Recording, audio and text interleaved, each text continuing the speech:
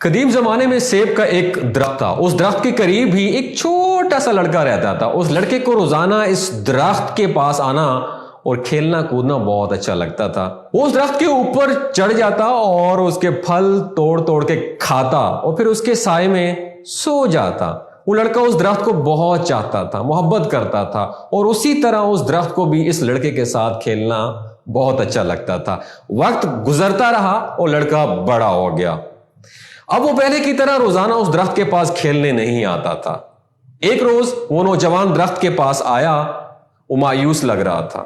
درخت نے اسے کہا, آؤ میرے ساتھ کھیلو.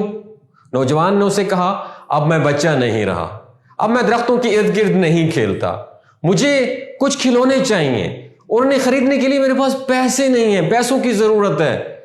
اس وقت درخت نے کہا, مجھے افسوس ہے, میرے پاس پیسے تو نہیں ہیں, لیکن میرے اوپر جو سیب لگے ہوئے ہیں تم انہیں توڑ کر بیچ سکتے ہو, اس کے بعد تمہارے پاس پیسہ آ جائے گا. نوجوان بہت خوش ہوا اور اس نے درخت کے سبھی سیب توڑے اور خوشی خوشی چلا گیا. سیب توڑنے کے بعد نوجوان واپس نہیں آیا تو درخت کو مایوسی ہوئی. ایک دن وہ نوجوان آیا. اب وہ جوان ہو چکا تھا, بالکل میری طرح. درخت بہت خوش ہوا. اس نے جوان سے کہا, آؤ میرے ساتھ کھیلو. حسب توقع اس نے انکار کر دیا. میرے پاس کھیلنے کا وقت نہیں ہے, میرے لیے ضروری ہے کہ میں اپنے کنبے کے لیے, اپنی فیملی کے لیے کام کروں, ہارڈ ورک کروں. ہمیں رہنے کے لیے ایک مکان کی ضرورت ہے. Would you help me? کیا آپ میری مدد کرو گے؟ درخت نے اس سے کہا, افسوس میرے پاس کوئی گھر نہیں ہے. پھر بھی اپنا گھر بنانے کے لیے تم میری جو ٹہنیاں ہیں, شاخیں ہیں, انہیں کاٹ سکتے ہو. اس آدمی نے درخت کی ساری ٹہنیاں, شاخیں کاٹ لیں اور خوشی خوشی وہاں سے چلا گیا. اسے خوش دیکھ کر درخت بہت خوش ہوا, لیکن اس وقت کے بعد آدمی اس کے پاس واپس نہیں لوٹا.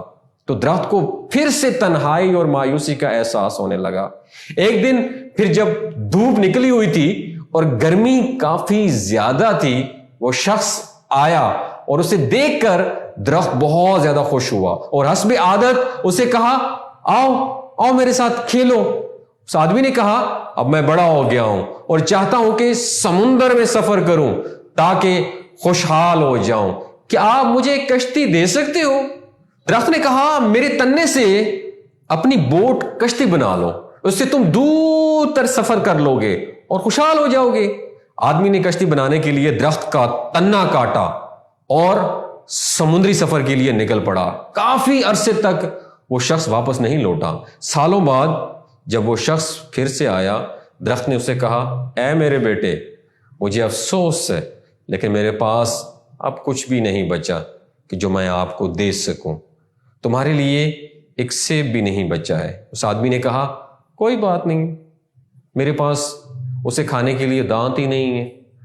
درخت نے پھر کہا, میرا تنا بھی نہیں بچا کہ تم اس پر چڑھ سکو. اس شخص نے کہا, اس پر چڑھنے کی اب میری عمر نہیں رہی. درخت نے کہا, اور اس کی آنکھوں سے آنسو جاری تھے, حقیقت میں اب تمہیں میں کچھ بھی نہیں دے سکتا ہوں. آخری چیز جو میرے پاس ہے وہ میری جڑیں ہیں, میری بنیاد ہے. اس وقت اس آدمی نے کہا, اب مجھے زیادہ چیزوں کی ضرورت نہیں ہے, اب مجھے ایک ایسی جگہ چاہیے جہاں میں آرام کر سکوں. زندگی بھر کام کر کر کے میں تھک چکا ہوں. پرانے درخت کی جڑ ٹیک لگانے اور آرام کرنے کے لیے سب سے بہتر جگہ ہے. تب درخت نے اس سے کہا, آؤ میرے پاس بیٹھو اور آرام کرو. آدمی بیٹھ گیا. درخت خوش تھا اور اس کی آنکھوں سے آنسو جاری تھے. یہ کہانی آپ لوگوں سے شیئر کرنے کا صرف ایک مقصد ہے, وہ بچہ آپ خود ہیں اور سیب کا وہ درخت آپ کے والدین ہیں. اس کہانی کے توسط سے یہ جو مجھے آپ سن رہے ہیں, بالکل آپ سے بات کر رہا ہوں, جو مجھے ابھی دیکھ رہے ہیں آپ, ایک نصیحت کرنا چاہتا ہوں. درخت والدین کی طرح ہوتے ہیں. جب ہم بچے ہوتے ہیں تو ہمیں ان کے ساتھ کھیلنا کودنا اچھا لگتا ہے, اور جب ہم بڑے ہو جاتے ہیں تو ہم انہیں چھوڑ کے چلے جاتے ہیں اور اس وقت واپس آتے ہیں جب ہمیں ان سے کوئی ضرورت ہوتی ہے. اور کچھ بھی ہو جائے, والدین کبھی بھی اپنی قیمتی سے قیمتی چیز بھی اپنے بچوں کو دینے میں تردد نہیں کرتے. جو ان کی آنکھوں میں بچے ہی رہتے ہیں. تو ہمیشہ اپنے والدین کی عزت کریں. آپ دنیا کی جس کونے میں بھی ہیں, گاہے بگائے اپنے والدین سے ملتے رہیں، انہیں اپنی اپنائیت کا احساس دلاتے رہیں۔ یقین مانیں والدین اس دنیا کی سب سے بڑی نعمت ہے، ان کی قدر ضرور کریں۔